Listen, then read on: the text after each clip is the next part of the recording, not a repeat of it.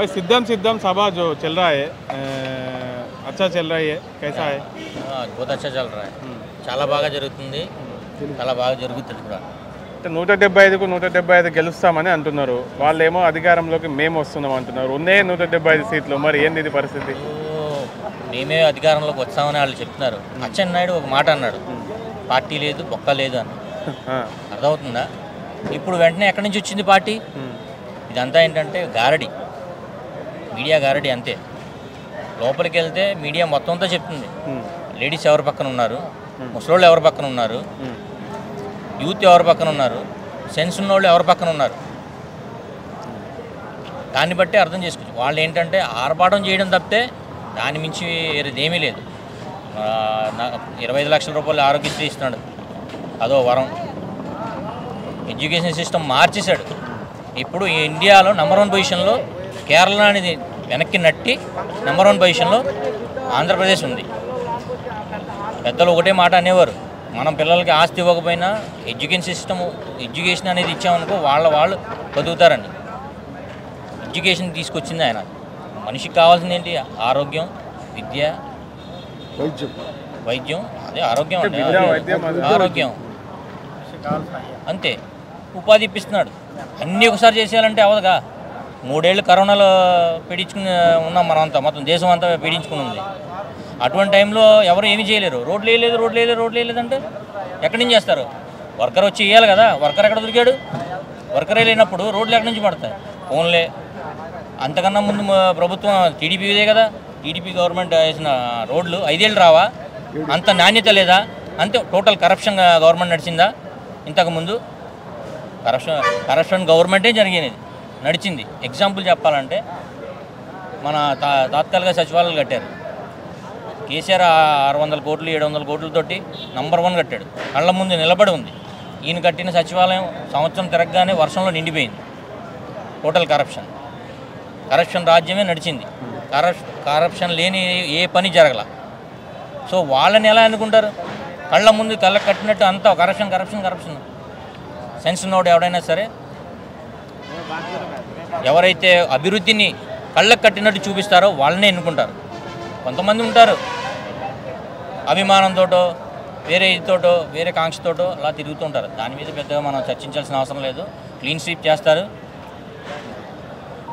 ఈయన ఇందాక మాట్లాడుతూ ఒక మాట అన్నారు కుప్పంలో గురించి మాట్లాడుతున్నారు కుప్పం మున్సిపాలిటీ ఎవరు గెలిచారండి వైఎస్ఆర్సీపీ గెలిచింది మొన్నటిదాకా టెన్షన్లో చంద్రబాబు నాయుడు అటు ఇటు ఎవరిని నిలబెట్టాలి వాళ్ళ మిసెస్ని నిలబెడతాననేసి ఊహాగానాలు వచ్చినాయి ఇప్పుడు మర్యాద పోతుంది కెరియర్ పాడవుతుంది అనేసి ఆయన నిలబడ్డాడు ఆయన అక్కడ నిలబడి గెలిచే ఇది కూడా లేదు పులివెందులను టచ్ చేద్దామన్న ఊహ అదే పకటికాలు అంటారు చూసారా ఆ పకటికాలకు అంటున్నాడు ఆయన ఎవరిని ముందు ఇప్పుడు ఆయన పక్కన ఉన్నాడు మోసగాళ్ళతో చేతులు కలిపినాడు మోసగాడే వెంకన్న సాక్షిగా నరేంద్ర మోడీ ఏమన్నాడండి ప్రత్యేక హోదా ఇస్తానన్నాడు మోసం చేశాడు మనం మోసం చేసిన వాడితో నువ్వు కలిస్తే మోసం చేసినోడేగా నువ్వు అలాంటి వాళ్ళని ఆంధ్రప్రదేశ్ ప్రజలు ఎలా ఆదరిస్తారు ఆయన ఏంటంటే చంద్రబాబు నాయుడు దగ్గరికి వెళ్ళి నాకు ఇన్ని సీట్లు కావాలని అడిగే ధైర్యం కూడా లేదు అలాంటి వ్యక్తిని మనం పట్టించుకోవాల్సిన అవసరమే లేదు కాకపోతే ఏంటంటే చంద్రబాబు గారి గురించి చెప్పాలంటే ఏం చెప్తారు టోటల్ ఫ్రాడ్ విజన్ లేదు వేస్ట్ పవన్ కళ్యాణ్ సినిమాలో అలా చూడడానికి సరిపోతాడు కానీ సంక్షేమాలు ఆయనకి ఏంటంటే అసమర్థ నాయకుడు 24 సీట్లతోటి సీఎం అవ్వలేడు అదే చెప్తున్నాను మీకు చెప్తున్నాను ఏంటంటే చంద్రబాబు నాయుడు దగ్గరికి వెళ్ళి నాకు ఇన్ని సీట్లు కావాలి అని తీసుకురాగల క్యాపబిలిటీ లేని లీడర్ ఆయన 24 సీట్లు నేను ఎన్ని ఇస్తాను ఆయనకి తెలియదు ఎవరికి చంద్రబాబు నాయుడు ఎన్ని ఇస్తాడు 50 కోట్లకి పవన్ కళ్యాణ్ ప్రతి సీఎం ఉన్నాడు ఇప్పుడు చంద్రబాబు సీఎం చేశాడు మన జగన్ సీఎం చేశాడు పలానా పులివెందులు లాదంటాడు పలానా కుప్పం ఈడదంటాడు చెప్పమనండి పవన్ కళ్యాణ్ ఎక్కడి నుంచి నిలబడతాడో ఆడి చేత కాదు. ఒకరోజు ఏమంటాడు భీమవరనాథ్ అంటాడు, ఒకరోజు గాజువాక అంటాడు, ఒకరోజు పిఠాపురం అంటాడు. ఆడికి ఆడే దిక్కు లేదు, ఆడొచ్చి ఎక్కడ నిలబడతాడండి. ఇప్పుడు భీమవరంలో అంజుబాబు కానీ తెలుగుదేశం ఆయనకి తెలుగుదేశం 50 కోట్లకు అమ్మేశాడని టాక్ వచ్చిందండి. ఇది అంతవరకు నిజం మాకు తెలియదు, కానీ 50 కోట్లకు అమ్మేశాడని మాకు తెలిసింది.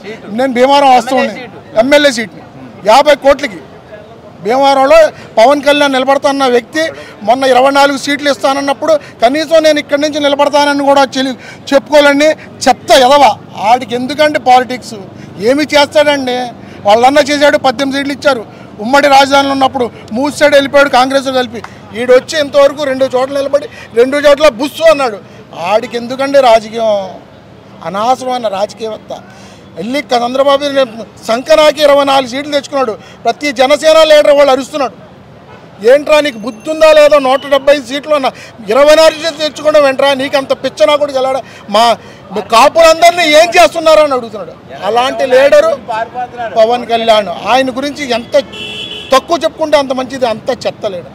సార్ మీ పేరు?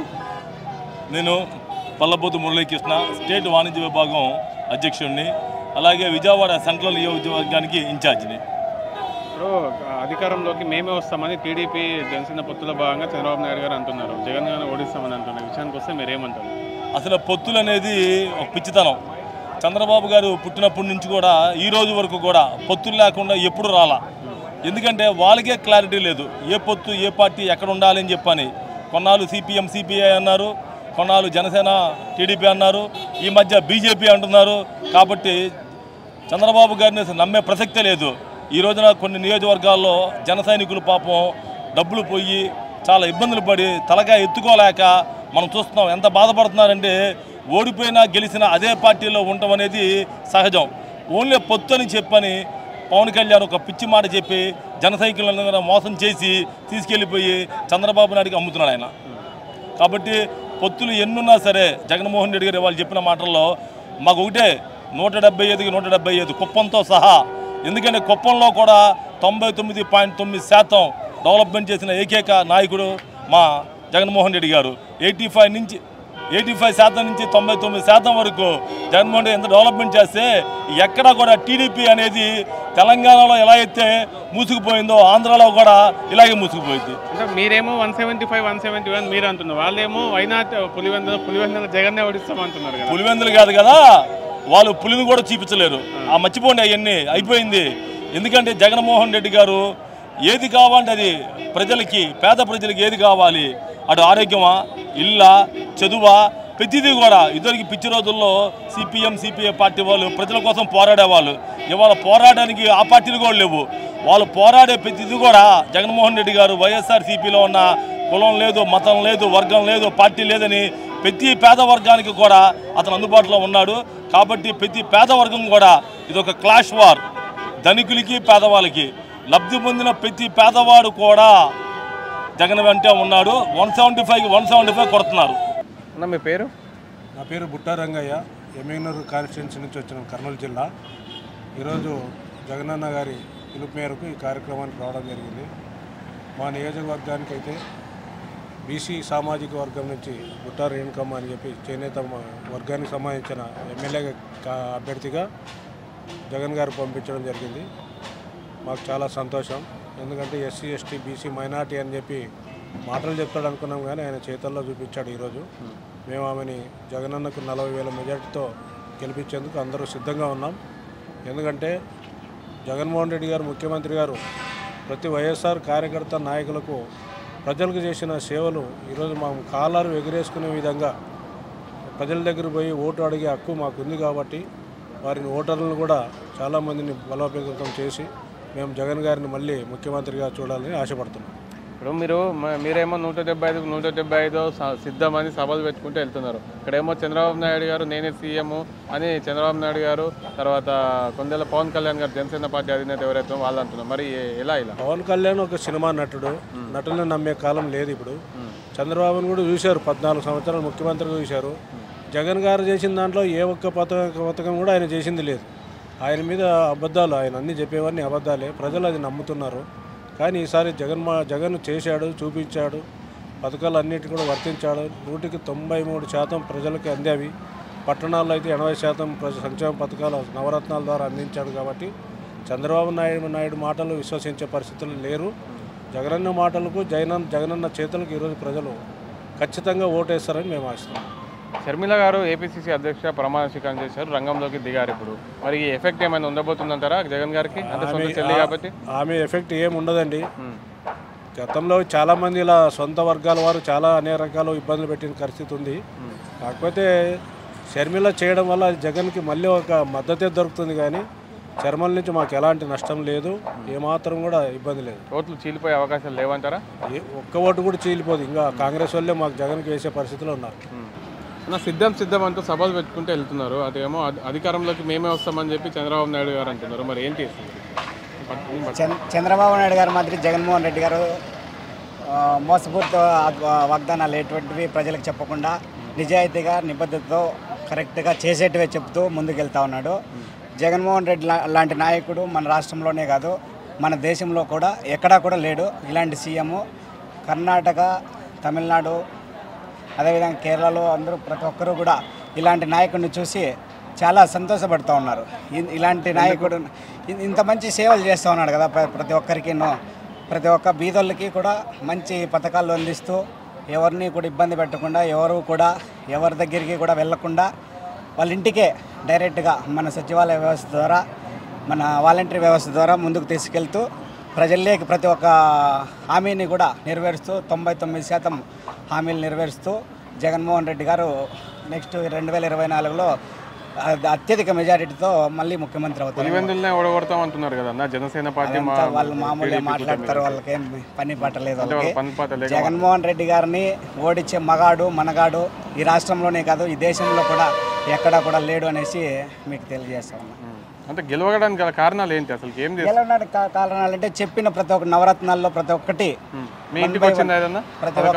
ప్రతి ఒక్కటి పెన్షన్లు అయితేనేమి, మన ఆరోగ్యశ్రీకి ఏమైనా ప్రాబ్లం ఉంటే ఆరోగ్యశ్రీ అయితేనేమి, అదేవిధంగా అమ్మఒడి అయితేనేమి, రైతు భరోసా అయితేనేమి, ప్రతి ఒక్కటి కూడా ఎవరికి బెనిఫిట్ ఎవరికి అందుతుందో వాళ్ళు ప్రతి ఒక్కటి కూడా అందింది.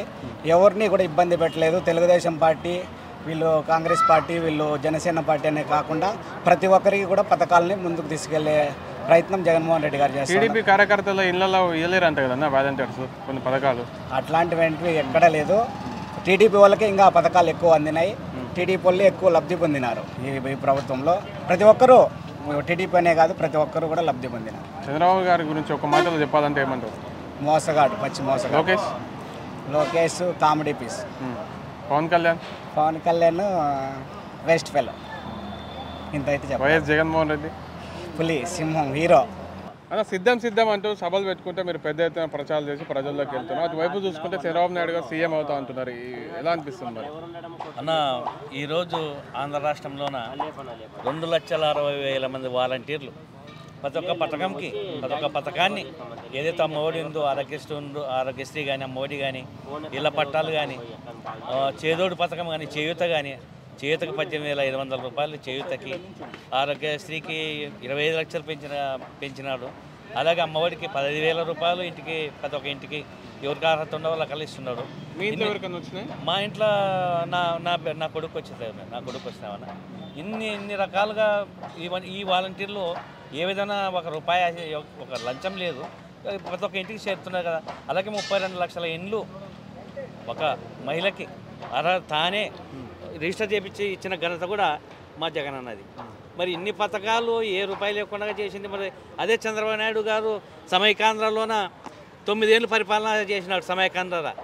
సమైక రాష్ట్రాలు ఉన్నప్పుడు, తర్వాత విడిపోయిన తర్వాత మరి అక్కడ ఒక 5 ఏళ్ళు చేసినాడు.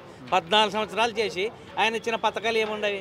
జన్మభూమి కమిటీలు పెట్టిండే ఆయన నీరు చెట్టు అని, పసుపు కుంకుమని, ఇట్లా కార్యక్రమాలు తప్ప ఏర పథకాలు ఏవి లేదు. అంటే జన్మభూమి కమిటీలు బాగుపడినారు కానీ మామూలు ప్రజలు ఎవరు బాగుపడింది లేదు ఆ గవర్నమెంట్లో కానీ ఆయన హయాంలో కానీ. మరి ఈరోజు అన్ని పథకాలు 90% నువ్వు జన్మభూమి కమిటీల భార్యలకు కూడా మా పథకాలు, మా జగనన్న పథకాలు అందుతున్నాయి. అంటే పార్టీలే, కులంలే, మతంలే. మరి ఈరోజు బీసీలకు కూడా అపర పూలిని మరిపించిన ఘనత మా జగనన్న. మరి బీసీలను బోన్ క్లాస్ అని నిరూపించిన ఘనత మా జగన్ అన్న. బ్లాక్ బోర్డ్ క్లాస్ పులివెందులో జగన్ ఓడిస్తామంటారు మరి. అన్న పులివెందులే కాదు, జగన్ అన్న 170 స్థానాల్లో ఎక్కడ ఎవరిని పెట్టినా ఆయన అభ్యర్థులు గెలుస్తారు. జగనన్నకి జనం ఉండరన్న, జనం దృష్టిలో ఉండరు. వేరే పార్టీల నాయకుల గుర్తింపులు కొన్ని గుర్తులు కూడా తెలియదు. జనసేన గుర్తు కూడా చాలామంది తెలియదు. వాళ్ళు ఏ విధంగా వాళ్ళు ఓట్లు ఏమైనా అడుగుతారు, ఆ గ్లాస్ గుర్తు అయినా కూడా తెలియదు చాలామందికి. మా వాళ్ళు ఎవరో గ్లాస్ గుర్తు అంటే కూడా ఏం అర్థం. టీడీపీ మా ప్రత్యర్థి కానీ జనసేన అసలు ప్రత్యర్థి కాదు.